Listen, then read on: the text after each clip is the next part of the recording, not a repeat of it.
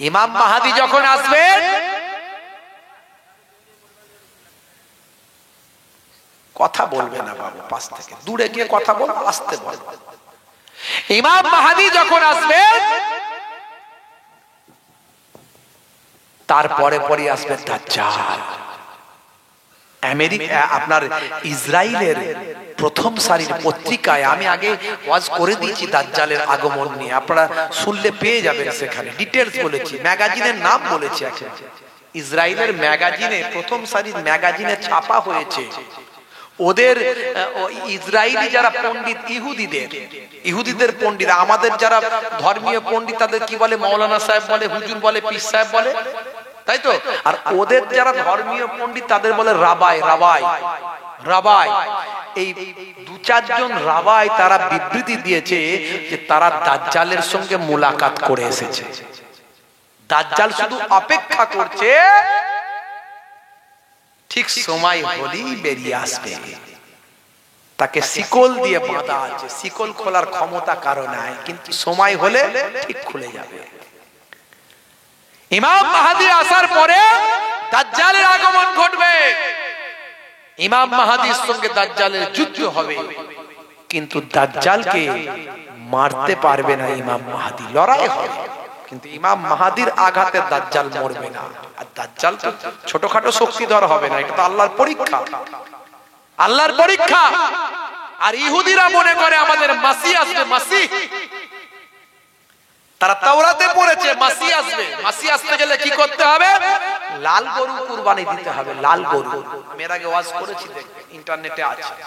লাল গরু কুরবানি দিতে হবে। সেই কুরবানি দিয়ে তার ভাই আমার গোস্ত পোস্ত যা থাকবে সেগুলোকে সব জ্বালিয়ে দিতে হবে। দিয়ে সেগুলোকে ভাই আমার জ্বালানোর পরে তার ধোঁয়া হবে। সেই ধোঁয়া হয়ে গেলে, লাল গরু কুরবানি হয়ে গেলে আল্লাহ কবুল করবেন। কবুল করলে তবে তাদের মাসি আসবে। সেই মাসি এসে পৃথিবী জয় করবে, এটা তারা বিশ্বাস করে। কিন্তু অরিজিনালি যে মাসিহ কথা বলা হয়েছে, যে মাসিহ আসার কথা বলা হয়েছে, সেই মাসিহ হলেন হযরতে ঈসা রূহুল্লাহ। সেই লাল গরুর কথা, যে গরুর কথা আল্লাহ কোরআনে বলেছে, কোরআনেও এসেছে, ওই তাদের তাওরাতের মধ্যেও আছে, আল্লাহ কোরআনের মধ্যেও বলেছে। এই কোরআন আপনারা পড়েন না? কোরআনের সূরা একটা আছে না, সূরা বাকারা। বাকারা তো মানে কি? গরু। বাকারা তো মানে গরু। সব ভবিষ্যৎবাণী আছে বাবাজি, খালি একটু বুঝতে হবে। বুঝলি আপনি সব অঙ্কের মতো ছক পেয়ে যাবেন কি হচ্ছে। শুধু এই যে যুদ্ধ হচ্ছে না, এই যে লড়াই হচ্ছে, হাজার হাজার লোক মারা যাচ্ছে, এ তো সব ভবিষ্যৎবাণী করা আছে। রাসূল সব ভবিষ্যৎবাণী করে দিয়ে গেছে। এরপরে কি হবে সব যারা গবেষণা করছে সব জানে কি হবে। আমরা তো এসব নিয়ে গবেষণা করি না। 5খানা গরু নিয়ে এসছে, 5খানা। যে গরুর ইতিহাস আগে, ওরা এখন ধরেছে সেটাকে। ভুলটা এখানেই করেছে ওরা। কোরআনের সঙ্গে তফাৎটা ওদের এখানেই হয়ে গেছে। লাল গরু, যে গরুর একটা চুলও অন্য কোনো কালার থাকবে না। এইরকম 5খানা গরু আমেরিকা থেকে নিয়ে এসে রেখে দিয়েছে, ইসরায়েলে রাখা আছে। ইন্টারনেট সার্চ করবেন, পেয়ে যাবেন। বন্ধুরা আমার, তরুণ যুবকেরা আমার, মুরব্বিয়ানেরা আমার, হযরত ইমাম মাহদী আসার পরে পরেই ওই তাদের স্বপ্ন পূরণ হয়ে যাবে। তারা বলবে মাসিহ এসে গেছে। আর আল্লাহর পক্ষ থেকে এটা সেই মাসিহ নয়, যে মাসিহ এসেছিলেন হযরত ঈসা রূহুল্লাহ। আর এদের এই মাসিহ যে ওরা মনে করবে এটা হলো দাজ্জাল। এরা আসবে পরীক্ষা করতে, ঈমান পরীক্ষা করতে আল্লাহ পাঠিয়ে দেবেন দাজ্জালকে। এরা ভাববে আমাদের মাসিহ।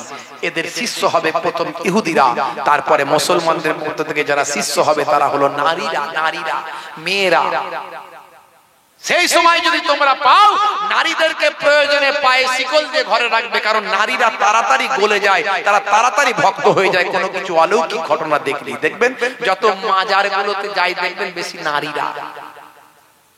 মাজারে নারীদের যাবে, বলেন যাওয়া যাবে? আমরা যারা ফুরফুরা শরীফ মানি বাবা, আমরা ভণ্ড পীরের মুরিদ নয়। পুরুষরা যাবে, জিয়ারত করবে, জিয়ারত করে চলে আসবে। অত সহজ নয়। আর দেখেন মাজারে গিয়ে ভাই আমার যত সেখানে সিজদা করছে, হাই পানিতে ফুল ভাসাচ্ছে, হাই এটা করছে, পানিতে গিয়ে আগরবাতি জ্বালিয়ে দিচ্ছে, ফুল জ্বালিয়ে দিচ্ছে। কেন রে ভাই? সব মহিলাদের মধ্যে কুসংস্কার বেশি দেখবেন, ওরা কিছু অলৌকিক পেলি সেখানে সঙ্গে হারাম না হালাল সে জ্ঞান ওদের নাই। তরুণ যুবকেরা আমার, ইমাম মাহাদির সঙ্গে লড়াই হবে। সেই লড়াই করতে করতে করতে করতে আমার আল্লাহ সেই ঈসা রুহুল্লাহকে আবার পাঠাবেন। এবারে যে ঈসা রুহুল্লাহ আসবেন, তিনি আর নবী হয়ে আসবেন না, চৌথা আসমানে তিনি আছেন, সেখান থেকে নামবেন দুজন ফারিস্তার কাঁধে ভর দিয়ে নামবেন। কোথায় নামবেন? নামবেন সিরিয়াতে।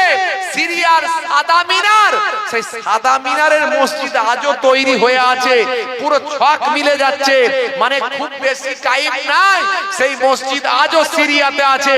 সেই সিরিয়ার মসজিদ সাদা মিনার, যেটা শাম বলা হয়েছে তৎকালীন যুগে, রাসূল বলেছেন বর্তমানে বেশিরভাগটাই সিরিয়া, তার সঙ্গে সঙ্গে লেবানন, তার সঙ্গে সঙ্গে জর্ডান, আর তার সঙ্গে সঙ্গে ফিলিস্তিন। এই চারটে বড় বড় জায়গা নিয়ে হলো শাম তৎকালীন যুগের হিসাবে। এখন ম্যাক্সিমামটাই হলো হচ্ছে সিরিয়া, এটা সবচেয়ে বড়। তো এই সিরিয়ার বুকে সেই মসজিদ, যে মসজিদের মিনার হবে সাদা, সেই মসজিদ আজও আছে। ওই মিনারে দুজন ফারিস্তার ভাই আমার ভর কাঁধে ভর দিয়ে আকাশ থেকে নেমে আসবেন হযরতে ঈসা রুহুল্লাহ। কখন আসবেন? নবী বলে দিয়েছেন ফজরের ওয়াক্ত। ফজরের ওয়াক্ত, আমরা ফজরের ওয়াক্ত সব নামাজে যাই তো কি ভাই? যায়? রাগ করবেন না বাবা। ঈসা রুহুল্লাহ আসবে কখন? ফজরের ওয়াক্ত। নামাজটা পড়াতে যাবেন কে? ইমাম মাহদী। জোরে হবে না? জোরে হবে না? ইমাম মাহদী নামাজটা পড়াতে যাবেন, আর ঈসা রুহুল্লাহ এসে ওনার পেছনে ইক্তেদা করতে যাবেন।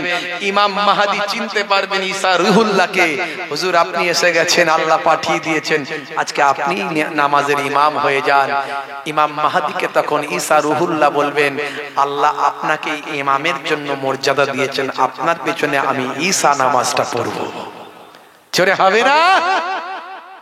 দুইজন মিলে ভাই আমার দাজ্জালের সঙ্গে এবার দাজ্জালের বিরুদ্ধে লড়াই শুরু করবেন। যত সৈন্য সামন্ত সব ধ্বংস হয়ে যাবে। ভাই আমার জালিমরা, জালিমরা ভাই আমার দোস্ত আমার, যদি একটা গাছের আড়ালেও গিয়ে লুকায়, তখন আল্লাহ সেই গাছে ভাই আমার সেই গাছ, সেই পাথর সব কিছুর জবান খুলে দেবে। ও পাথর বলবে, ও ইমানদার, আমার পেছনে একটা মুশরিক বেঈমান লুকিয়ে আছে, এসো আমার পেছনে ধরো ওকে। এইভাবে ভাই আমার একমাত্র একটা গাছ, সম্ভবত গাছটার নাম হলো গরকাত গাছ। গরকাত, এই গরকাত গাছ, এই গাছটার ইতিহাস এই ভাই আমার ইসরায়েলিরা জানে। এখন থেকে সেই গাছ তারা লাগাচ্ছে, পাহাড়ে বেশি লাগাচ্ছে। ইন্টারনেট সার্চ করবেন, দেখবেন পেয়ে যাবেন এই গরকাত গাছটা কেন বেশি তারা লাগাচ্ছে।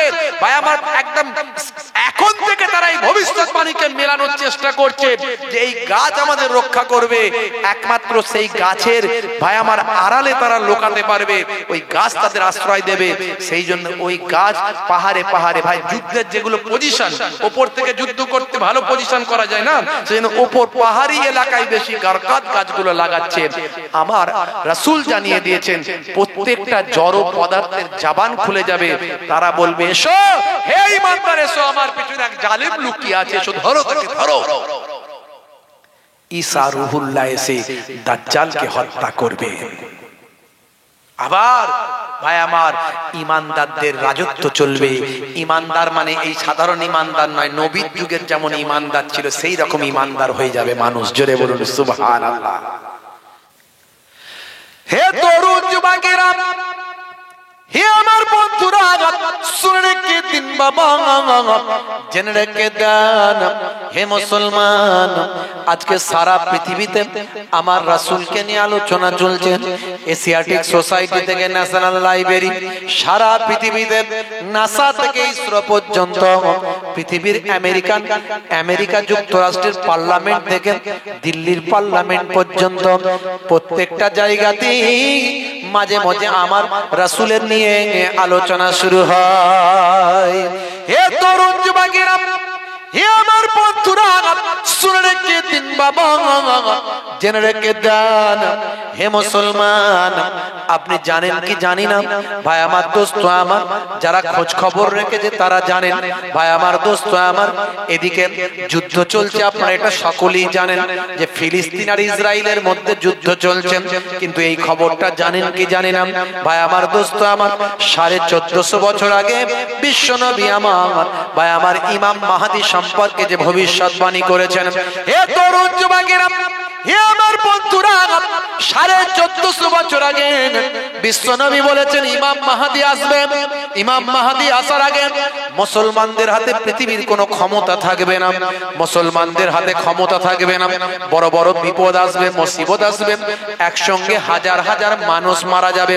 হে তরুণ যুবকেরা, সারা পৃথিবীতে অস্থিরতা চলবে, সারা পৃথিবীতে ফাসাদ শুরু হয়ে যাবে, দাঙ্গা, মারপিট, হাঙ্গামা, মার্ডার, খুন, রাহাজানিতে ভরে যাবে, অশ্লীলতা, অন্যায় মানুষকে গ্রাস করে ফেলবেন। হে তরুণ যুবকেরা, হে আমার বন্ধুরা, শুনে রেখে দিন বাবা, জেনে রেখে দেন। হে মুসলমান, জওয়ান যুবকেরা, ইহুদিরা সারা পৃথিবী শাসন করতে থাকবেন, সারা পৃথিবীতে অস্থিরতার পরিবেশ তৈরি হবে, মুসলমানগুলো মার খেতে খেতে অস্থির হয়ে যাবে। হে জওয়ান যুবকেরা, এই সময় পৃথিবীকে উদ্ধার করার জন্য আমার আল্লাহ একজন ইমাম পাঠাবেন, আমার আল্লাহ একজন নেতা পাঠাবেন। তিনি আর অন্য কেউ নন, তিনি হলেন হযরতে ইমাম মাহদী। বিশ্বনবী আমার বললেন, হে দুনিয়ার মানুষ শুনে রেখে দাও, তার নামটা হবে আমার নামে নাম। আমার নাম মুহাম্মদ সাল্লাল্লাহু আলাইহি ওয়াসাল্লাম, তার নামটাও হবে মুহাম্মদ। আমার নাম, আমার পিতার নাম আব্দুল্লাহ, তার পিতার নাম হবে আব্দুল্লাহ। আমার জন্মটা যেমন কুরাইশ খানদানে হয়েছে, তার জন্মটাও হবে কুরাইশ খানদানে। হযরতে আমার কলিজার টুকরা বেটি ফাতেমা খানদানের মধ্যে তার খানদান হবে, সন্তান হবে।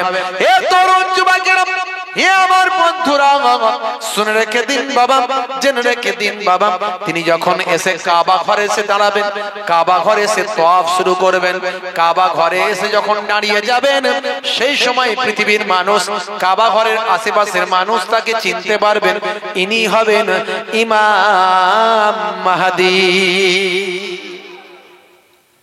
বন্ধুরা আমার, তরুণ যুবকেরা আমার, এই ইমাম মাহদী নিয়ে বিশ্বনবী 1450 বছর আগে ভবিষ্যৎবাণী করে দিয়েছেন। হে তরুণ যুবকেরা, 1450 বছর আগে বিশ্বনবী যে ভবিষ্যৎবাণী করেছেন, সেই ভবিষ্যৎবাণী নিয়ে আমরা অত গবেষণা করি না। রাসূল যা বলেছেন সেগুলো নিয়ে আমরা অত রিসার্চ করি না। কিন্তু মনে রাখবেন, পৃথিবীর শ্রেষ্ঠ শক্তিশালী একটা রাষ্ট্র, তার নাম হলো আমেরিকা। যে আমেরিকা সারা পৃথিবীতে দাদাগিরি করে। হে জওয়ান যুবকেরা, শুনে রেখে দেন, জেনে রেখে দিন বাবা, সেই আমেরিকা, ভাই আমার, দোস্ত আমার, আমেরিকার বর্তমান প্রেসিডেন্ট নাম হলো মিস্টার জো বাইডেন। তিনি জানেন কি জানি না আপনারা, ভাই আমার, তিনি একজন হোয়াইট হাউসের একজন আলেম মাওলানাকে তিনি চাকরি দিয়েছেন, একজন বিখ্যাত মাওলানা সাহেব তিনি চাকরি দিয়েছেন। তিনি স্পেশালি বলেছেন, আমি এই মাওলানাকে এখানে চাকরি দিয়েছি, এই শায়েখকে এখানে চাকরি দিয়েছি, এই মুফাসসির মুহাদ্দিসকে এখানে চাকরিতে ইনক্লুড করেছি। তার কারণ হলো, তার কাছ থেকে আমি বিশ্বনবীর হাদিসের আলোকে ইমাম মাহদী নিয়ে গবেষণা করতে চাই। ইমাম মাহদী নিয়ে গবেষণা করব, নবীর ভবিষ্যৎবাণীগুলো আমি শুনবো, জানবো, হাদিসগুলো বুঝবো। কে বলছেন? নাম হলো মিস্টার জো বাইডেন, তিনি হলেন আমেরিকার প্রেসিডেন্ট। আমরা মুসলমানের ছেলে নবীর হাদিস নিয়ে রিসার্চ করতে পারি না, রাসূলের জীবন জিন্দেগি নিয়ে গবেষণা করতে পারি না, রাসূল যেগুলো বলেছেন সেগুলো বিজ্ঞান আর বাস্তবতায় প্রমাণিত, আমরা সেগুলো নিয়ে ধারণা রাখি না। আমরা ধারণা রাখছি শাহরুখ খান কি করেছে, সলেমান খান কেমন স্টাইলে হাঁটে, শাহরুখ খান কি স্টাইলে চুল কাটে, সলেমান খান কোন স্টাইল মারে, সেগুলো দেখতে, সেগুলো করতে, সেই স্টাইলগুলো করতে আমরা ব্যস্ত। 55 বছর 60 বছর বয়স হতে চললো সলেমান খান, এখনো কোচি সেজে ঘুরছে। আর আমার দেশের কোচি কোচি ছেলেগুলো এই বুড়ো লোকটার অনুসরণ করে বলছে আমাদের হিরো এটা। এর থেকে লজ্জার কিছু হতে পারে? বুড়ো লোকটা ছুঁড়া সেজে ঘুরছে, আর আমার দেশের ছুঁড়াগুলো বুড়ো লোকের ভক্ত হয়েছে, বলছে এটা আমাদের হিরো। ও গাল মাল সব টাইট করে রেখেছে, স্কিন টাইট, বুঝতে পারছেন? যেমন কাপড় কুচকে গেলে কি করতে, আয়রন করতে হয় না, আয়রন করে কাপড়টাকে লেভেল করা হয়, চকচকে করা হয়, প্লেন করা হয়। ও শরীর প্লেন করে আয়রন দিয়ে, মানে ওই আয়রন নয়, অন্য আয়রন। আর আমার দেশের ছেলেগুলো বলছে সলেমান খান আমাদের হিরো। ওরে বাপ রে বাপ, ছ্যা ছ্যা ছ্যা ছ্যা। একটা বুড়ো লোককে এদের 20 বছর 25 বছর 30 বছর 17 বছর 16 বছরের ছেলের হিরো হচ্ছে। বুড়ো লোক, একটা 55 বছর বয়স, সে এখনো বিয়ে শাদী করে না, ক্যারেক্টার একেবারে লুজ, একেবারে লুজ ক্যারেক্টার। কত যে কেলেঙ্কারিতে যুক্ত তার কোনো হিসাব নাই। কখনো হরিণ মারছে, কখনো মানুষ মারছে, কখনো এর বউকে টেনে নিয়ে বাড়িয়ে যাচ্ছে, কখনো ওর বউকে নিয়ে পালিয়ে যাচ্ছে। ই বলছে আমার হিরোটা। তাহলে এর চরিত্রটা কেমন হবে চিন্তা করো। এই ছেলেটার চরিত্রটা কেমন হবে? যদি বলতো আমার হিরো রাসূলে পাক বিশ্বনবী, তার চরিত্রটা পৃথিবীর শ্রেষ্ঠ চরিত্র হয়ে যেত, পৃথিবীর মানুষ তাকে স্যালুট করত। হে তরুণ যুবকেরা, হে আমার বন্ধুরা, শুনে রেখে দিন বাবা, জেনে রেখে দেন, বিশ্বনবীকে ভালোবেসেছিলেন, বিশ্বনবীকে পৃথিবীর শ্রেষ্ঠ মহামানব মনে করেছিলেন, বিশ্বনবীকে আইডল মনে করেছিলেন, বিশ্বনবীকে বাবা মহানায়ক মনে করেছিলেন কে? হযরতে আবু বকর সিদ্দিক। বিশ্বনবীকে সারা পৃথিবীর শ্রেষ্ঠ মহাপুরুষ মনে করেছিলেন কে? হযরতে ওমর ফারুক। বিশ্বনবীকে সারা পৃথিবীর শ্রেষ্ঠ মহাপুরুষ মনে করেছিলেন কে? হযরতে আলী মুর্তজা কারামাল্লাহু ওয়াজহু। বিশ্বনবীকে পৃথিবীর শ্রেষ্ঠ মহাপুরুষ মনে করেছিলেন কে? হযরতে ওসমান জিন্নুরাইন। হযরতে আবু যার, আবু তালহা, আবু হুরায়রা নবীকে শ্রেষ্ঠ মহাপুরুষ মনে করেছিলেন।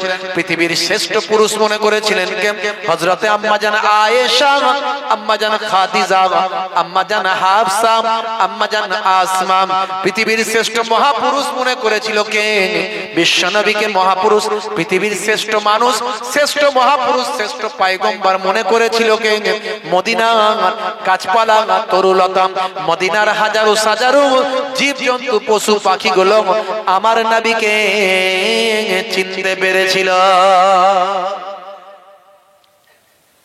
নবীকে চিনেছিল, বিশ্বনবীকে চিনেছিল মদিনার ধুলো বালু কাঁকর গুলো পর্যন্ত।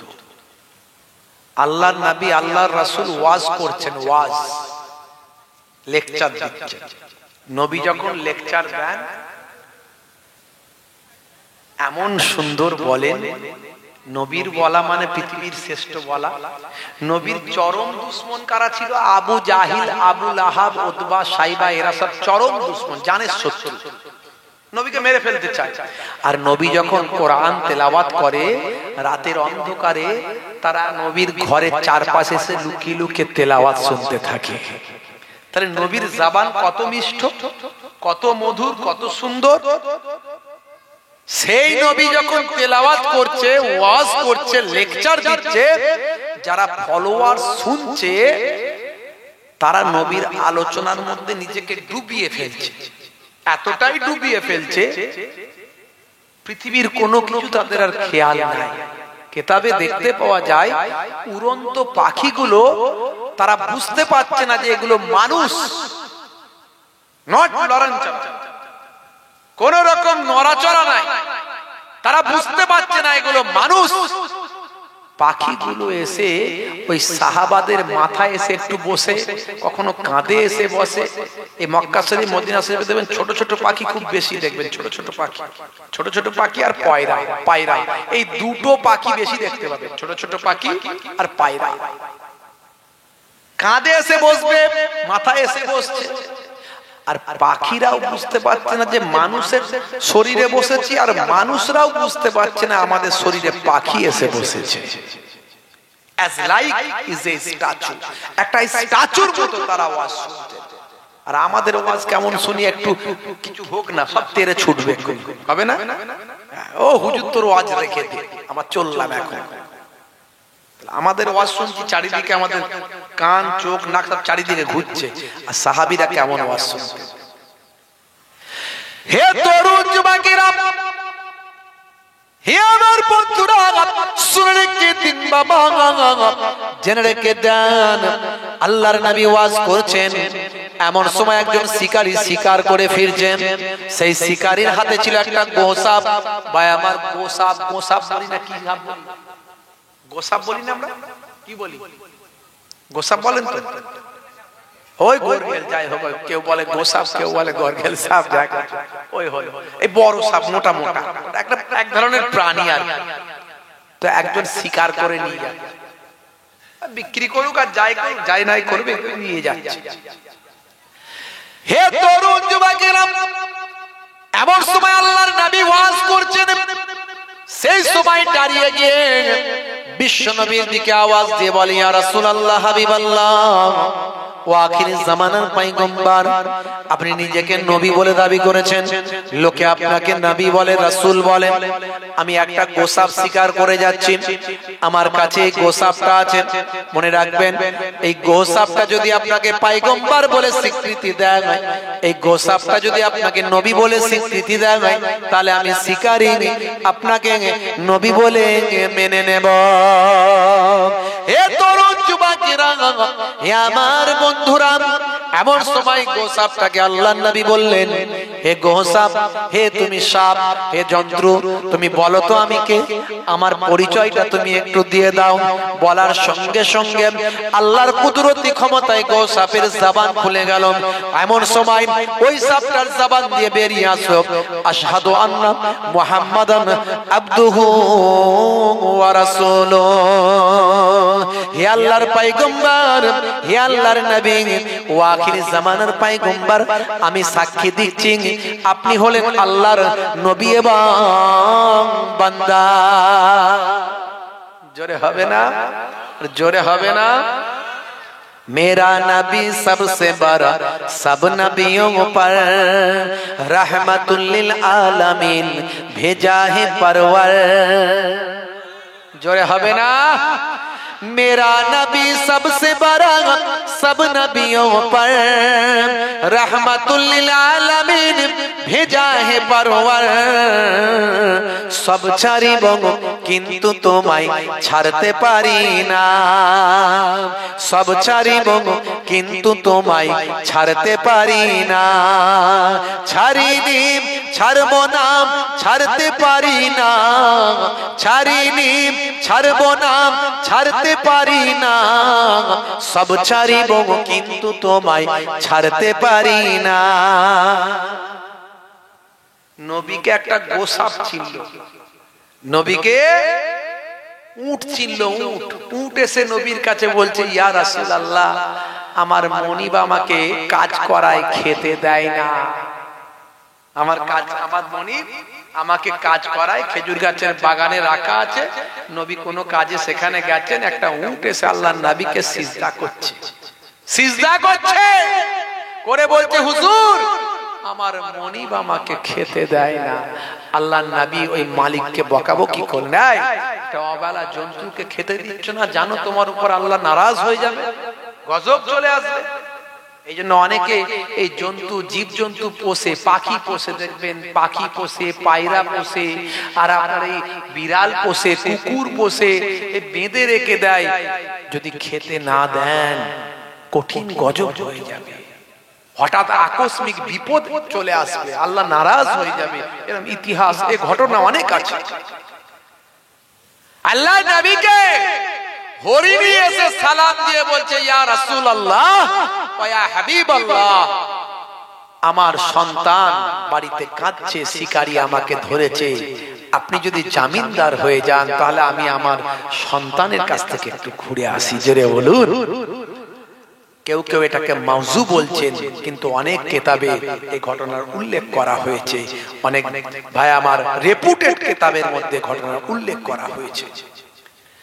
ভাইরা আমার, তরুণ যুবকেরা আমার, মুরব্বিয়ানেরা আমার, আল্লাহর নবীকে, আল্লাহর রাসূলকে সূর গুহাতে মাকড়সা চিনতে পারলো। মাকড়সা, অনেকে যারা হজ করেছেন তারা গারে সুরে গেছেন কিনা জানি না। এখানে হাজী সাহেব আছেন, আমাদের দেশে তো হাজী সাহেবরা সব বুড়ো বয়সে যায় বেশি, তাই গারে সুরে ওঠার ক্ষমতা হবে না। সাধারণত গারে হেরায় ওঠার ক্ষমতা হবে না। ইয়ং বয়সে গেলে উঠতে পারবেন, কারণ পাহাড় অনেক উঁচু, সেখানে উঠতে গেলে 2.5-3 ঘন্টা সময় লাগে। আমার মতো রোগা পাতলা মানুষ, বুঝতে পারছেন, রোগা পাতলা মানুষ দিনের বেলা সারাদিন জেগে থাকি, রাতের বেলা সারা রাত জেগে থাকি। বলেন ঘুমান কখন? ওরই মাঝখানে। তাহলে কতটা স্টেমিনার বুঝতে পারছেন, এনার্জি কতটা। আমার স্কুলের কেউ ধরতে পারে না আমি সারা রাত জেগে আছি, আর জলসা এলে কেউ ধরতে পারে না আমি সারাদিন স্কুল করে এসেছি। বুঝতে পারতে সবই আল্লাহর ইচ্ছা, আল্লাহর দেওয়া জিনিস। তো যাই হোক, তা আমার উঠতে 2.5-3 ঘন্টা সময় লেগেছে। বুঝতে পারছি। আমি গতবারে শুধু গিয়ে গারে হেরাই উঠেছিলাম, এবারে গারে হেরা গারে সুর দুটি উঠেছি আলহামদুলিল্লাহ। তা আমি সেখানে গিয়ে দেখে এলাম কোন জায়গাটা আল্লাহর নবী আবু বকর সিদ্দিক রাদিয়াল্লাহু তাআলা আনহুকে নিয়ে গোপনে ছিলেন, কোন জায়গায়। ছোট ছোট পারা মুখটা এইটুকু, মানে কেউ বাইরে দাঁড়ালে ভিতর থেকে পাটা দেখা যাবে। আর কিতাবে উল্লেখ আছে আবু বকর সিদ্দিক রাদিয়াল্লাহু তাআলা আনহু আল্লাহর নবীকে বলেছিলেন, ইয়া রাসূলুল্লাহ, দুশমনরা চলে এসে তাদের দেখা যাচ্ছে। আল্লাহর নবী বলেছিলেন, হে আবু বকর, লা তাখাফ ওয়া লা তাহজান, ইন্নাল্লাহা মা'না। হে আবু বকর, ভয় পেও না, চিন্তা করো না, আমার আল্লাহ আমাদের সঙ্গে আছে। জোরে হবে না? হযরত আবু বকর সিদ্দিককে সাপে কামড়েছিল। কেউ কেউ এই হাদিসগুলোকে ভাই আমার জাল বলে, মাউজু বলে। নবীর মুজিজার হাদিসগুলোকে নবীর দুশমন কিছু বেরিয়েছে তারা সব এক কথায় কেটে দেওয়ার চেষ্টা করে। কত কাটবি, কত জাল বানাবি, কত মাউজু করবি, নবীকে বাদ দিলে সাফাত কি পাবি? যারা বলেন পাবে। নবীর মর্যাদাকে ছোট করলে আল্লাহ তার মর্যাদা ছোট করে দেবে। আস্তে আস্তে সব নবীর মুজিজা গুলোকে কেটে দেওয়া, সব মিথ্যা প্রমাণ করার চেষ্টা করছে। এক শ্রেণীর সব নামের আগে শায়েখ বেরিয়েছে, নামের আগে শায়েখ, বুঝতে পারছেন? হ্যাঁ, নতুন দল বেরিয়েছে না, সব ফেসবুকের বক্তা, ইউটিউবের বক্তা বেরিয়েছে। ওরা মাদ্রাসায় যেতে হয় না, ওদের মাদ্রাসায় না পড়লে ওরা বড় বড় শায়েখ হয়ে যায়। বুঝতে পারছেন? আমাদের 17 বছর ধরে পড়তে হয় মাদ্রাসায়, আর তাদের পড়তে হয় না, তারা সব বাংলা পড়ে শায়েখ হয়ে গিয়ে ফতোয়াবাজি করে শুধু। আর সহি হাদিস, সহি কোরআন খোঁজে, কোরআনেরও সহি খোঁজে, হাদিসেরও সহি খোঁজে। বুঝতে পারছেন ভাইরা আমার, তরুণ যুবকেরা আমার, আখেরি জামানা ঈমান বাঁচানো বড় দায়। তারা এসব মুজিজাগুলোকে মানতে চায়। 500 বছর ধরে কিতাবের মধ্যে দেখা যায় 500 বছর ধরে ওই সাপ অপেক্ষা করছিল। আগে খবর পেয়েছে, সে সাপ জানে ভাই ইনজিলে আমাদের নবীর কথা নাই, যেটা বলে আছে না নাই, তাওরাতে আছে না নাই, জাবুরে আছে না নাই। আমাদের নবীর জন্য ইব্রাহিম নবী দোয়া চাইনে, ইব্রাহিম নবী আমাদের নবীর কথা বলেন, আমাদের নবীর কথা বলেছে, আল্লাহ আমার বংশধরদের মধ্যে থেকে, আমার আওলাদদের মধ্যে থেকে একজন পয়গম্বর পাঠান যিনি দ্বীনের প্রচার করবেন। রাসূল বলছেন আমার ইব্রাহিম নবীর দোয়া, আমি ইব্রাহিম নবীর দোয়া আল্লাহ আমাকে কবুল করে নিয়েছেন। আর সুসংবাদ হলো ঈসা রূহুল্লাহ, ঈসা নবী বলেননি আমার পরে একজন নবী আসবেন, পয়গম্বর আসবেন, ইয়াতি মিন বাদ ইসমুহু আহমদ, আমার পর একজন রাসূল আসবেন তার নাম হবে আহমদ। ঈসা নবী বলেননি?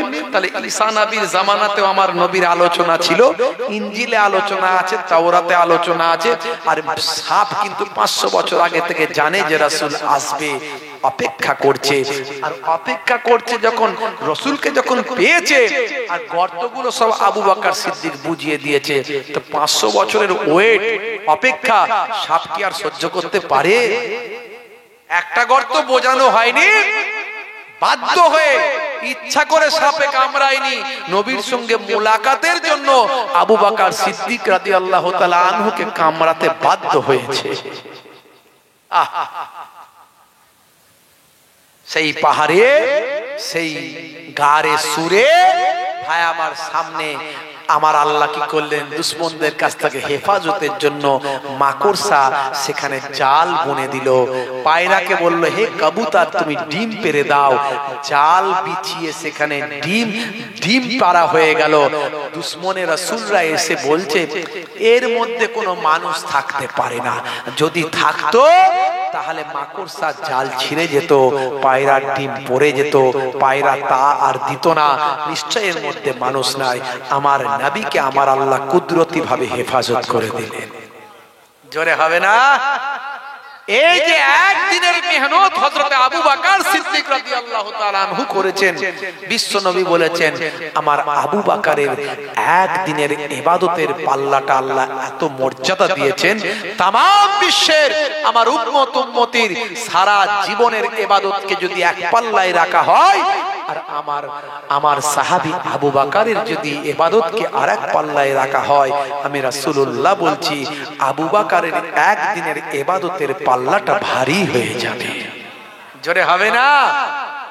কি কষ্ট করেছেন আমার আবু বকর সিদ্দিক রাদিয়াল্লাহু তাআলা আনহু, রাসূলের শার মুবারক, আল্লাহর নবীর শার মুবারক, রাসূলের শার মুবারক আবু বকর সিদ্দিক আকবরের জানু মুবারকে আছে। তো জানু মুবারক নাড়াচ্ছেন না, যন্ত্রণায় ছটফট করছেন, সাপের কামড়ে চোখ দিয়ে পানি গড়িয়ে কয়েক ফোঁটা পানি পড়ে গেছে রাসূলের চেহারায়। তবে রাসূল চোখটা খুলে বলছে আবু বকর কাঁদছো কেন? তখন বললে হুজুর আমি বাড়ির জন্য কাঁদি না, সাপে কামড়েছে, একটা গর্ত বোঝাতে পারিনি, পা দিয়ে চেপে রেখেছিলাম, কিন্তু সাপ এসে সেখানে আঘাত করেছে, সাপের যন্ত্রণায়, পাহাড়ি সাপের বিষে আমার শরীরটা জ্বলে যাচ্ছে, তাই সহ্য করতে না পেরে আমি নাড়াতে চাইনি, আপনার আরামে ব্যাঘাত ঘটাতে চাইনি, আমার অজানা অচেনায়, আমার অগোচরে আমার চোখ দিয়ে পানি আপনার শরীরে পড়েছে, না জানি হুজুর কত না বেয়াদবি হয়ে গেল। এই যে একদিনের ইবাদত, রাসূলের মহব্বত, এই মহব্বতটা রাসূলের ভালোবাসা, আজকে আমরা ভালোবাসার দাম দিই না, রাসূলের মহব্বত আমরা বলি খুব মহব্বত, কিন্তু অন্তরে আমাদের কতটা আছে জানি না। এই একটা দিনের ইবাদতটা এই রাসূলের মহব্বতের ইবাদত, এই মহব্বত দেখানোর ইবাদত, রাসূলের ভালোবাসা দেখানোর ইবাদতটা तमाम পৃথিবীর সমস্ত উম্মতিদের সারা জীবন ইবাদতের থেকে আবু বকর সিদ্দিক রাদিয়াল্লাহু তাআলা আনহুর এই মহব্বত দেখানোর ইবাদতটা আমার রাসূল বলেছেন আবু বকরের একদিনের ইবাদতের পাল্লাটা ভারী হয়ে যাবে। বুঝতে পারছেন আমার রাসূলের কি মর্যাদা, কি সম্মান আল্লাহ দিয়েছেন। একটা সাপ সেও জানে আমার রাসূলের কি সম্মান, একটা হরিণ জানে, একটা উট জানে, একটা গোসাপ জানে, খেজুর গাছের খুঁটি উস্তুনে হান্নানা মসজিদে নববীতে আজও রাসূলের মেম্বারের সঙ্গে পেছনে মেম্বার যেখানে মেহরাব আছে, মেহরাবুন নবী, সেই মেহরাবুন নবীর সঙ্গে লাগানো পিলারটা লেখা আছে দেখবেন আরবিতে উস্তুনে হান্নানা, ওটা আসলে একটা খেজুর গাছের খুঁটি ছিল, যে খুঁটিটা রাসূল যখন কেটে দিতে বলেছিলেন কাটা হয়েছিল, খেজুর গাছের খুঁটিটা বাচ্চা ছেলের মতো ফুপিয়ে ফুপিয়ে কেঁদেছিল। ওই জায়গাতেই খেজুর গাছের খুঁটিটাকে দাফন করা হয়েছে। সেই পিলারটা আজকে লাগানো আছে, সেটা হলো উস্তুলে হান্নানা। আজও সেই পিলারটা আছে, যে পিলারটায় আল্লাহর নবী ঠেক দিয়ে খুতবা পড়াতেন, যে আল্লাহর নবী যে পিলারটায় ঠেক দিয়ে খেজুর গাছের খুঁটিটায় ঠেক দিয়ে ওয়াজ করতেন, বক্তৃতা দিতেন সাহাবীদের। জোরে বলুন সুবহানাল্লাহ। একটা খেজুর গাছের খুঁটি, সেও নবীকে ভালোবেসেছে, চিনেছে রাসূলকে। একদল মুনাফিক তারা চেনে না, একদল বেঈমান তারা রাসূলকে চেনে না। ইন্টারনেটে এখন ভাইরাল হচ্ছে, দেখবে একজন মহিলা আমার রাসূলের জীবন জিন্দেগি নিয়ে কটূক্তি করেছে, যা জবানে আনা যায় না। আমি সেই মহিলার নাম নেব না, তাকে কেউ চেনে না। তার নাম নেওয়া মানে তাকে হাইলাইট করা হবে, আমি হাইলাইট করতে চাই না। কোথাকারের কে দুটো আমরা ভাতে দে দেখতে নিজেকে হাইলাইট করতে গেলে পাহাড়ে ধাক্কা মার, পাহাড়ে ধাক্কা মারলে বলবে কে ধাক্কা মেরেছে, বলে মশা মেরেছে, মশার নাম হবে, তাই তো নাকি? মশাকে লোকে চিনবে, কিন্তু জানে না যে মশা যদি পাহাড়ে ধাক্কা মারে পাহাড়ের কোনো ক্ষতি হয় না।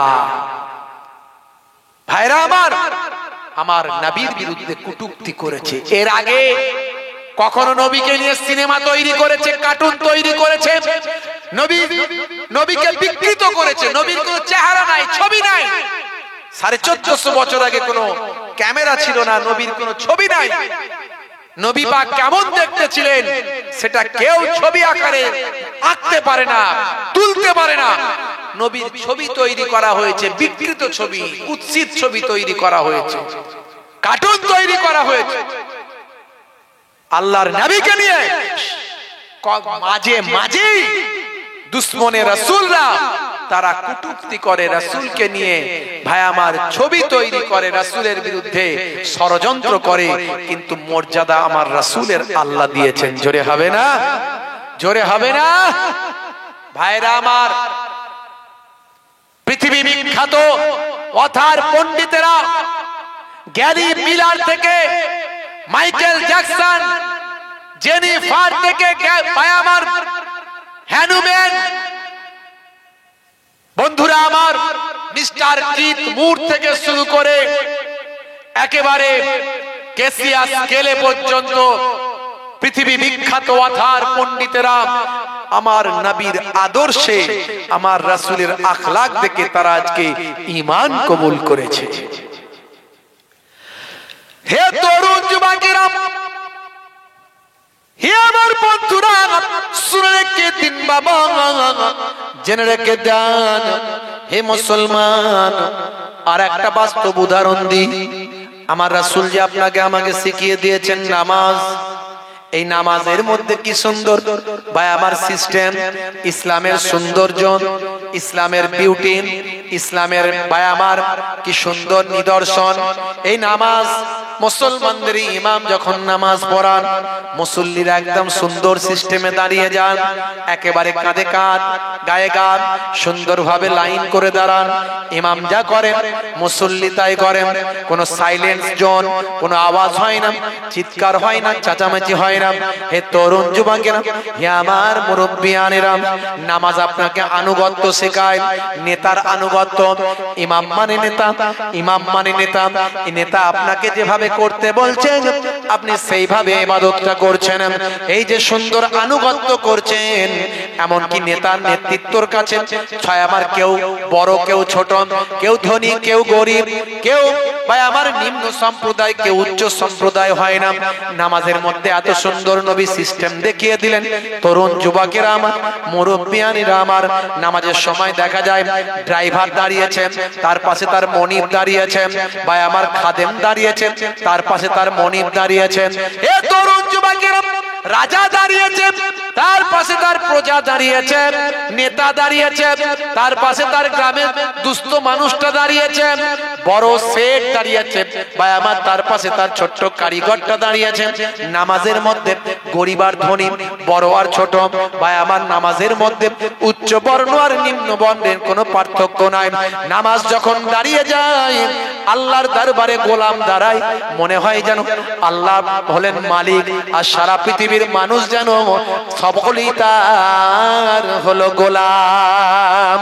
মনিবের দরবারে গোলামরা সব একত্রিত ভাবে দাঁড়িয়ে যায়, মনে হয় আল্লাহ একাই হলো ধনী, সবাই তিনি একাই দেনেওয়ালা, আর পৃথিবীর সমস্ত মানুষ আল্লাহর দরবারে মাংনেওয়ালা। হে তরুণ যুবকেরা, জায়গাটার নাম হলো অস্ট্রেলিয়া। এই অস্ট্রেলিয়ার কুইন্সল্যান্ড, এই কুইন্সল্যান্ড রাজ্যে একটা বিখ্যাত মসজিদ ঈদের দিনে, গত ঈদের দিনে ভাই আমার দোস্ত আমার রিপোর্টটা ভাইরাল হয়েছে। গত ঈদের দিনে মসজিদে নামাজ পড়তে গেছে মুসল্লিরা, হাজার হাজার মুসল্লি মসজিদে নামাজ পড়তে গেছে। আর এই মসজিদের পাশে একটা ছিল বৃদ্ধাশ্রম। ওই বৃদ্ধাশ্রমে একজন শিক্ষিত বৃদ্ধ মানুষ ছিলেন, তার নাম হলো ব্রেইল। হে তরুণ যুবকেরা, হে আমার মুরব্বিয়ানেরা, শুনে রেখে দিন বাবা, জেনে রেখে দিন বাবা, হে মুসলমান একটু লক্ষ্য করুন। বিদেশগুলো তো দেখবেন বেশিরভাগই ভাই আমার বয়স যখন হয়ে যায় মানুষের, তখন তারা নিজেরাই স্বেচ্ছায় বৃদ্ধাশ্রমে চলে যায়। কারণ তার ছেলে থাকে অন্য জায়গায় চাকরিতে, মেয়ে থাকে অন্য জায়গায় চাকরিতে, ঘরে কেউ আনন্দ করার নাই, ঘরে কেউ সাথ দেওয়ার নাই, ঘরে কোনো সঙ্গী সাথী পায় না। হে তরুণ যুবকেরা, এরই জন্য তারা বৃদ্ধাশ্রমে চলে যায়।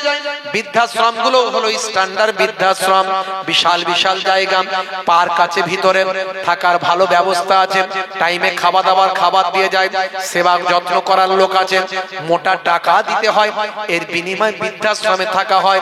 সেখানে অনেক বন্ধু পায়, সেখানে গল্প করার মানুষ পায়, সেখানে অনেক সঙ্গী সাথী পায়।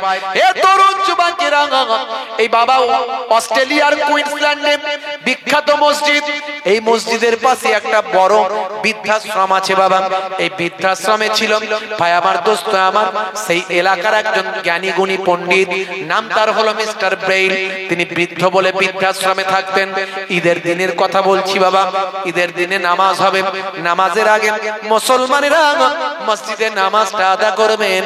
ওই সব দেখে ওই সব দেশে মুসলমানেরা মসজিদে নামাজ আদা করেন, তাই মসজিদটাকে সাজানো হয়েছে, সুন্দর করে সাজানো গোছানো হয়েছে, মসজিদটাকে ভালো করে আলোয় আলোকিত করা হয়েছে। ঈদের দিনে একটু বাড়তি খুশি থাকে কি থাকে না? একটু বেশি বেশি আনন্দ করে কি করে না? যারা নামাজ পড়ে না, রোজা রাখে না, তাদের আবার কিসের ঈদ? তাদের সাদা কাপড়টা রাখা আছে, পরিষ্কার একটা নতুন জামা কিনতে হবে, পড়তে হবে, তাদের মনে খুশি কিছু হবে না, ওই একটা নতুন জামা কিনবে আর ঈদের নামাজটা। কিন্তু যারা সারা মাস রোজা রেখেছে তারাই জানে ঈদের খুশিটা কাকে বলে। বুঝতে পারছি? সারা মাস রোজা রাখলে তবে তো খুশি। অনেকে দেখবেন ঈদের দিনে রাতে ওদের কোনো খুশি নাই, কি কানার কি বাদিন কি বারা, ওদের রোজাই রাখে না, তোদের আবার খুশি কিসে? বুঝতে পারছো? যে রোজা রাখে না সে যেন নবীর ঈদগাহে না যায়। বুঝতে পারছে কত বড় কড়া কথা? অথচ এরপরও মুসলমানের ছেলে ঈদের দিনে গ্যাস হচ্ছে, অম্বল হচ্ছে, পেটটা গোলাচ্ছে, ঢেকুর উঠছে, শরীরটা ভালো নয়, মনটা খারাপ, তিরঙ্গা খাচ্ছে, গুটকা খাচ্ছে, পান খাচ্ছে, খৈনি খাচ্ছে, জর্দা খাচ্ছে, সিগারেটের টান মারছে, বিড়ির টান মারছে, লাল বাতি নীল বাতি জ্বালাচ্ছে। আর যদি যে রোজা রাখিস নি, শরীরটা খুব খারাপ, পেট থেকে ডাইজিন, পকেট থেকে দুটো ডাইজিন বের করে দিই, দেখছিস গ্যাসের ওষুধ নিয়ে ঘুরছি। আল্লাহ বলবে আয় তোর গ্যাস আমি পাইপ দিয়ে বের করবো। ফারিস্তা তারা, ফারিস্তা পাইপ দিয়ে রেডি থাকবে তারা। যারা ঈদ যারা নামাজ পড়ে, যারা রোজা রাখে, তাদের জন্য ঈদটা অনেক আনন্দের। তো ঈদের দিনে একটু খুশি করবে, আনন্দ করছে। হে তরুণ যুবকেরা, হে আমার বন্ধুরা, শুনে রেখে দিন বাবা, জেনে রেখে দেন হে মুসলমান, একটুখানি শুনে রেখে দেন বাবা। এমন সময় দেখতে পাওয়া যায় ঈদের দিনে বাবা একটু হই হুল্লোড় হচ্ছে, বাচ্চারা মাইক চালিয়ে দিয়েছেন, বাচ্চারা তেলাওয়াত করছেন, নাত রাসূল পড়ছেন, বিভিন্ন লেকচার হচ্ছে, বক্তৃতা হচ্ছে, একটা আনন্দের ঘন আনন্দ ঘন পরিবেশ তৈরি হয়েছে। বছরে দুটো দিন ঈদ, তার মধ্যে একটা ঈদ। হে তরুণ যুবকেরা, মিস্টার ব্রেইন তো আর বুঝতে পারছে না, বৃদ্ধাশ্রমের ভিতর থেকে, বৃদ্ধাশ্রম থেকে এত চিৎকার চেঁচামেচির আওয়াজ শুনে তিনি বেরিয়ে এলেন। বৃদ্ধাশ্রমে বেরিয়েছেন, মনে মনে চিন্তা করলেন মসজিদে যাই, মসজিদ কমিটিকে বলি আওয়াজ কম করো, চিৎকার আওয়াজ কম করো, আমরা শান্ত ভদ্র লোকেরা পাশে থাকি, এত আওয়াজ তোমরা করছো কেন, আওয়াজ তোমরা করো না। এই চিন্তা ভাবনা নিয়ে মিস্টার ব্রেইন বাইরে বের হলেন। হে তরুণ যুবকেরা, হে আমার বন্ধুরা, মিস্টার ব্রেইন যখন বাইরে বের হয়ে এসেছেন মসজিদে, তখন ঈদের নামাজ শুরু হয়ে গেছে। কাউকে কিছু বলার স্কোপ না পেরে মসজিদের সিঁড়ির কাছে দাঁড়িয়ে আছে বাবা, সিঁড়ির কাছে দাঁড়িয়ে দাঁড়িয়ে হে জওয়ান যুবকেরা, অস্ট্রেলিয়ান ভাই আমার শিক্ষিত পণ্ডিত বৃদ্ধ মিস্টার ব্রেইন, তিনি দাঁড়িয়ে দাঁড়িয়ে মুসলমানদের নামাজের দৃশ্যটা দেখছেন। জোরে হবে না, জোরে হবে না, দরুদ শরীফ আল্লাহুম্মা সাল্লি আলা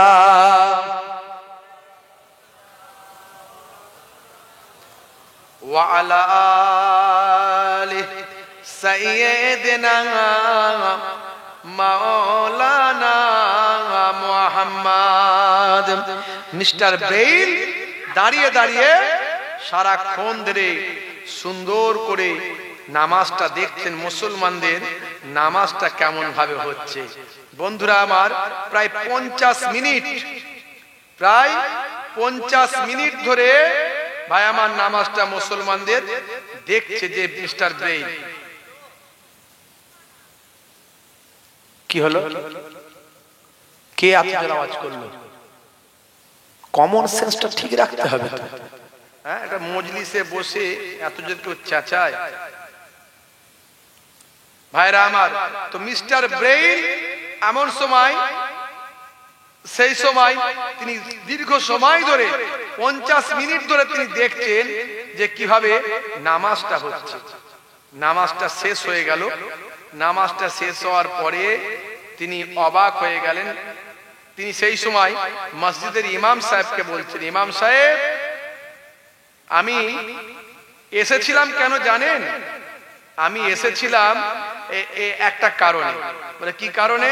বলে আমি এসেছিলাম আপনাকে বলার জন্য যে আমরা এখানে বৃদ্ধাশ্রমে শিক্ষিত মানুষেরা আছি, আর আপনার মসজিদে এত চিৎকার করছেন, এটা কি হবে?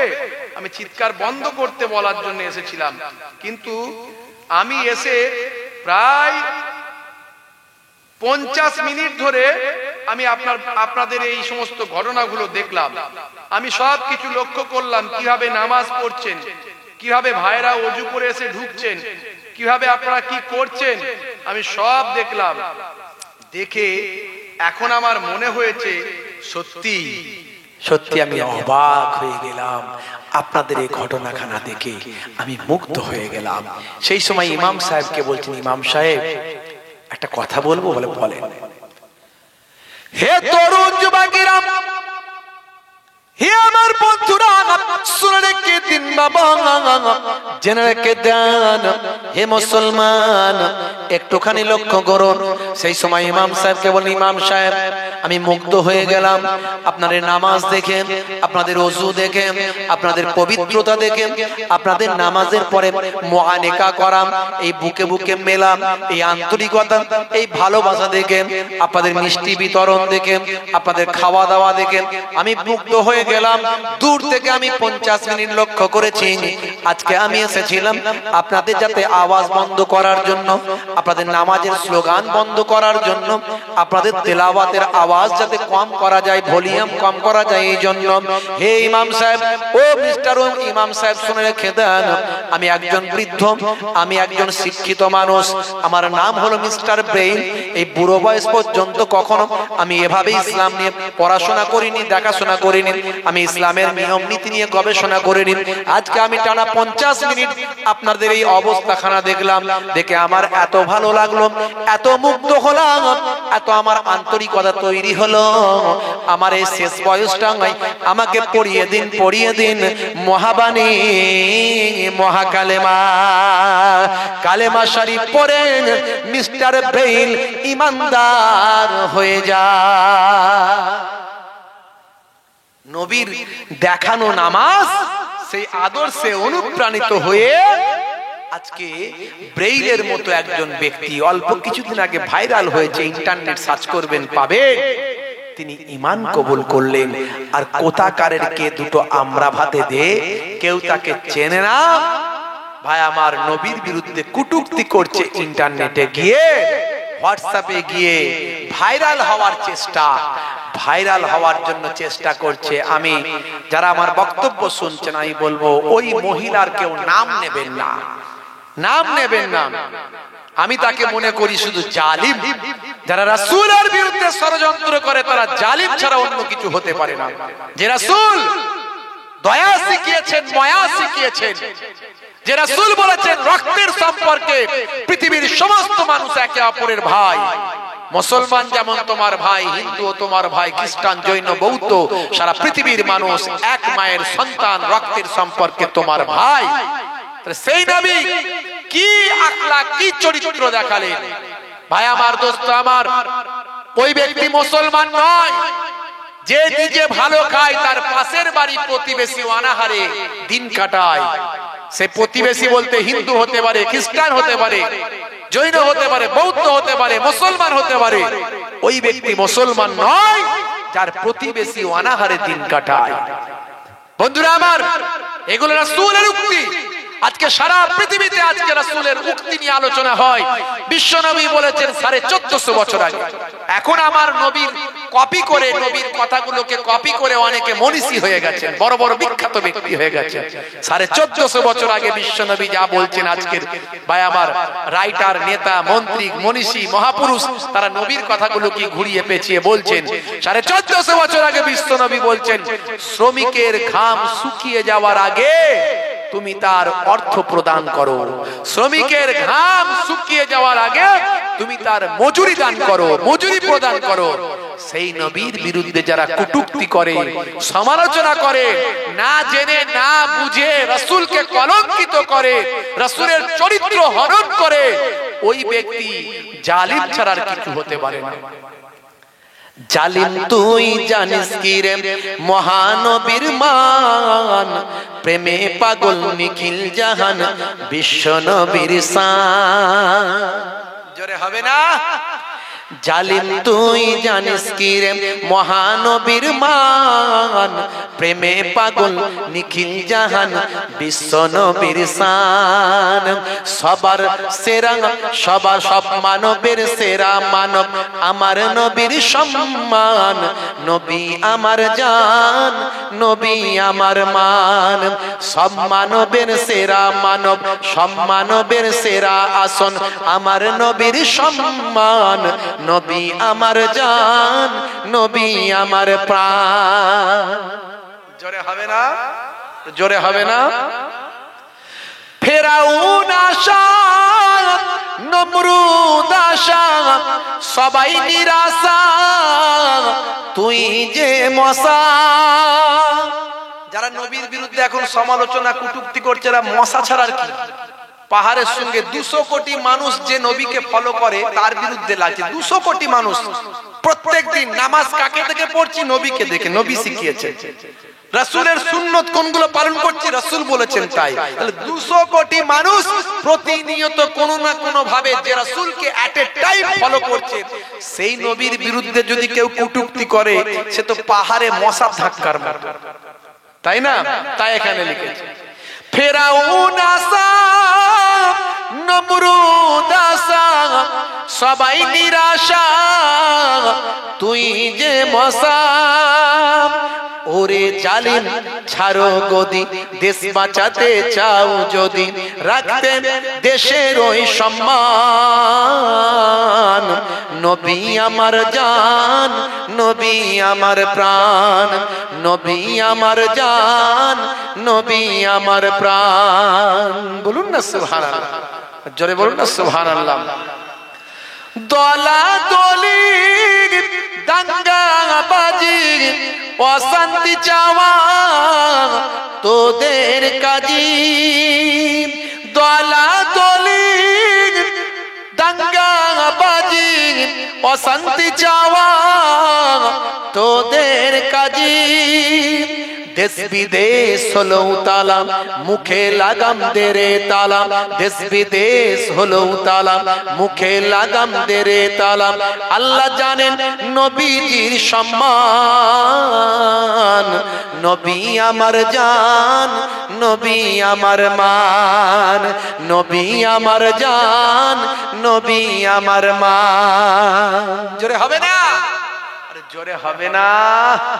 বন্ধুরা আমার, তরুণ যুবকের সেই রাসূলের আল্লাহ কি সম্মান দিয়েছেন, কি মর্যাদা দিয়েছেন। আর যদি আপনি রাসূলের আশিক হতে পারেন, রাসূলের ভক্ত হয়ে যেতে পারেন, আপনার সম্মান কি কম? না না। হযরতে মুসা কালিমুল্লাহ বলছেন, আল্লাহ তুমি আমার সঙ্গে কথা বলো, আর কারো সঙ্গে কি কথা বলো? তোকাল্লেমু মাই হাল তোকাল্লেমু আহাদা গায়রি। হে আল্লাহ, তুমি তো আমার সঙ্গে কথা বলো, আর কারোর সঙ্গে কি কথাবার্তা বলো নাকি? মনে করুন আপনাদের এখানকার কোনো ছোটখাটো নেতার সঙ্গে এমএলএ এর খুব ভালো সম্পর্ক, তো সে একবার ফোন করে বলছে, এমএলএ সাহেব আপনি তো আমার সঙ্গেই ফোনে কথা বলেন, আর কেউ ফোন টোন করেন নাকি আমাদের এলাকা থেকে? মানে জেনে নিচ্ছে বাজারটা আমার কেমন আছে এমএলএ এর সঙ্গে, আবার আমার মতো কেউ হয়ে গেল নাকি, খবর আছে না নাই ভাইরা আমার? তো মুসা কালিমুল্লাহ বলছে, আল্লাহ তুমি তো আমার সঙ্গে কথা বলো, আর কেউ কথাবার্তা বলে নাকি, কারোর সঙ্গে কথা বলো নাকি? আল্লাহ বলছে, হে মুসা তোমাকে তো চিন্তা করতে হবে না, তবে তুমি শোনো, তোমার সঙ্গে আমি কথা বলি, কিন্তু মনে রাখবে ৭০,০০০ নূরের পর্দার ভিতর থেকে কথা বলি। জোরে হবে না? জোরে হবে না? হে নবী মুসা, তুমি যখন প্রসঙ্গটা তুলেছো, তবে শোনো, আখেরি জামানায় একজন পয়গম্বর আসবে। সেই পয়গম্বরের তো সীমা পরিসীমা তুলনা বলে কিছু হবে না, অতুলনীয়। আর সেই পয়গম্বরের যারা উম্মত হবে, তাদের সম্মানটা শোনো কি দিয়েছি আমি আল্লাহ। আল্লাহ কি দিয়েছেন সম্মান? তাদের সম্মানটা হলো, যখন তারা সালাতে দাঁড়াবে, নামাজে দাঁড়াবে, তখন তাদের সঙ্গে আমি আল্লাহর কোনো পর্দা থাকবে না, ডাইরেক্ট যোগাযোগ হবে। জোরে হবে না? বন্ধুরা আমার, তাহলে নবীর যদি একজন প্রকৃত শিষ্য হতে পারি, আমার আপনার সম্মানটা আল্লাহ কত দিয়েছেন। তাই আমার রাসূল বলছেন, ওলামা ও উম্মতি কাআম্বিয়ায়ে বানি ইসরাইল। বানি ইসরাইল যুগের নবীদের যে সম্মান আল্লাহ দিয়েছিলেন, পয়গম্বরদের যে সম্মান দিয়েছিলেন, আমার জামানায় আমার উম্মতের মধ্যে যারা প্রকৃত আলেমে হাক্কানি হবে, তাদের সম্মানটা বানি ইসরাইলদের যুগে, বানি ইসরাইল যুগে নবীদের, ঈসা নবী মুসা নবীর যুগে ওই যে নবীদের সম্মান, আমার যুগে আমার উম্মতের মধ্যে যারা প্রকৃত আলেম হবে, তাদের আল্লাহ সেই সম্মান দেবে। জোরে হবে না? কত সম্মান আলেমদের। আর আজকে আলেমরা কি করছি? আমরা স্টেজে ঝগড়া করছি না বাবাজি? মাঝে মাঝে ভিডিও শুনছেন না? হ্যাঁ, এই বর্ধমানের দিকে একটা বক্তা বেরিয়েছে, ফর্সাপাড়া, হ্যাঁ, সে আবার বলছে কিয়াম করা না জায়েজ। ভাই করিস না, আলাদা জিনিস, না জায়েজ কেন বলবো? এই গন্ডগোল তো এইখানে। আমার দাদা হুজুর কেবলা কত সুন্দর ফাইসালা করেছে, বাবা এগুলো হলো মুস্তাহাব, মুস্তাহসান, জায়েজ। করলে সওয়াব আছে, না করলে গোনা নাই। তবে যে করে না জোর করে তুলবে না, যে করে জোর করে বসাবে না, ঝামেলা মিটে গেল। না জায়েজ কে বলতে বলেছে? তোমার বাপ বলছে না জায়েজ, তোমার বাপ বিরুদ্ধে বলছে না, তোমার বাপ ফুরফুরা শরীফের কত নাম করছে, তুমিও জায়গায় জায়গায় পড়লে নাম করে দিচ্ছ, আবার জায়গায় জায়গায় পড়লে বিরোধিতা করছে। খারাপ জিনিস, খারাপ জিনিস। আমরা যে মাঝে মাঝে তোমার সঙ্গে জলসা করছি না, জলসা করতে পারবো না, তখন বলবে কেন জলসা করে না? কমিটির লোকও বলবে হুজুররা সব এরকমই মনে হয়, এই কিছু জনের জন্য সবার বদনাম হয়। বন্ধুরা আমার, তরুণ যুবকেরা আমার, মুরব্বিয়ানেরা আমার, রাসূলের শান মান ইজ্জতকে খাটো করলে আল্লাহ তাকে দুনিয়াতে খাটো করে দেবে। বলবে কোরআন হাদিসে আছে নাকি? কোরআন হাদিসে এমন অনেক কিছুই নাই, এমন অনেক কিছুই নাই ডাইরেক্ট, যেগুলো তুমি ডাইরেক্ট পাবে না। পুরুষ মানুষ মারা গেলে 3টে কাফন লাগে, মহিলা মারা গেলে 5টা লাগে, হিজড়ে মারা গেলে কটা লাগবে? কোরআন হাদিস থেকে বের করে দেখাও। হিজড়ে মারা গেলে কটা লাগবে দেখা। তুমি যে পায়খানা করে ধৌত করছো, কতটা কিরকম ধৌত করলে পবিত্র হবে দেখাও আমাকে। কে বলেছে? কোথায় আছে কোরআন হাদিসে দেখাও।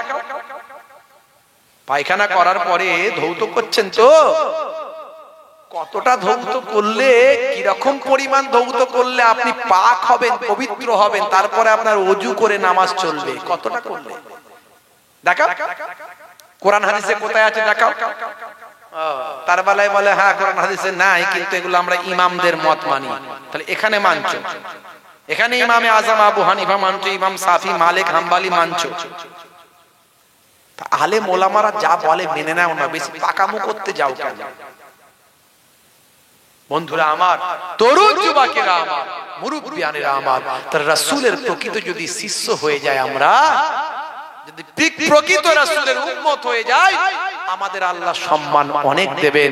মুসা কালিমুল্লাহ আল্লাহকে বলেছে, আল্লাহ তুমি আখিরি জামানার পয়গম্বরের এত সম্মান দিয়েছো, মেরাজের রাত্রে হযরত মুসা কালিমুল্লাহ কিছু সময় স্টপ হয়ে গিয়েছিলেন, যখন সমস্ত নবীরা আমার নবীর পিছনে নামাজ পড়লেন 2 রাকাত, ফেরেশতা জিবরাইল বললেন আজকের দিনে আল্লাহর নির্দেশ আখিরি জামানার পয়গম্বর জনাবে মুহাম্মদুর রাসূলুল্লাহ সাল্লাল্লাহু আলাইহি সাল্লাম, তাকে আল্লাহ নবিউল আম্বিয়া, ইমামুল আম্বিয়া বানিয়ে দিয়েছে। আমার নবী যখন নামাজ পড়ালেন, পেছনে ছিলেন কে? হযরত ইব্রাহিম খলিলুল্লাহ। তার পাশে ছিলেন কে? ইসমাইল জবিহুল্লাহ। তার পাশে ডান দিকে ইব্রাহিম নবীর ডান দিকে, এই দিকে কে ছিলেন? আদম ও সফিউল্লাহ। সব বড় বড় পয়গম্বররা আমার নবীর পিছনে নামাজ পড়েছেন। নামাজের সালাম ফেরার পরে ওয়াজ হয়েছে, ওয়াজ, বক্তৃতা, স্টেজ তৈরি হয়েছে। স্টেজ সামনে দাঁড়িয়ে আছে, সামনে বসে আছে বাইতুল মুকাদ্দাসে কতজন? 1 লক্ষ বা 2 লক্ষ 24,000 পয়গম্বর। প্রথম কাতারগুলো সব রাসূলদের কাতার, তারপর এসেছে নবীদের কাতার। যিনি রাসূল তিনি অবশ্যই নবী, তার 2টো ডিগ্রি। রাসূল হলে 2টো ডিগ্রি, একটা রাসূল একটা নবী। আর নবী হলে একটা ডিগ্রি, শুধু নবী। রাসূলদের কাছে আল্লাহ কিতাব দিয়েছেন, রিসালাত দিয়েছেন, মনে রাখবেন। তো প্রথমেই রাসূলদের লাইন, কয়েকটা লাইন রাসূলদের, তারপরে আবার নবীদের লাইন। সব নবী রাসূলদের ইমাম হয়ে আমাদের নবী ইমামতি করলেন। করার পরই ইমামতি সেরে নামাজ শেষ করে এবার ওয়াজ চালু হলো। ওয়াজ শ্রোতা কারা? শ্রোতা হলো নবী আর রাসূলরা। বক্তাকে প্রথম বক্তা আল্লাহ করে দিলেন যাকে, তিনি হলেন হযরতে আদম সফিউল্লাহ। তিনি আদম সফিউল্লাহ বক্তব্য রাখতে গিয়ে আজকের সভার সভাপতির প্রশংসা করলেন। আজকের সভার সভাপতি কে? না, সভাপতি হলেন নবিউল আম্বিয়া মুহাম্মদ মুস্তাফা সাল্লাল্লাহু আলাইহি ওয়াসাল্লাম। তাহলে আদম নবীও এসে আমার নবীর নাম করছে, ইব্রাহিম নবী বক্তৃতা দিতে গিয়ে আমার নবীর নাম করছে। যে নবীরাই উঠছে সে নবী উঠে আমার নবীর নাম করছে। শেষে আমার নবী শেষ দোয়া করে, শেষ ওয়াজ করে সভাপতির ভাষণ দিচ্ছে। জোরে বলবি সুবহানাল্লাহ।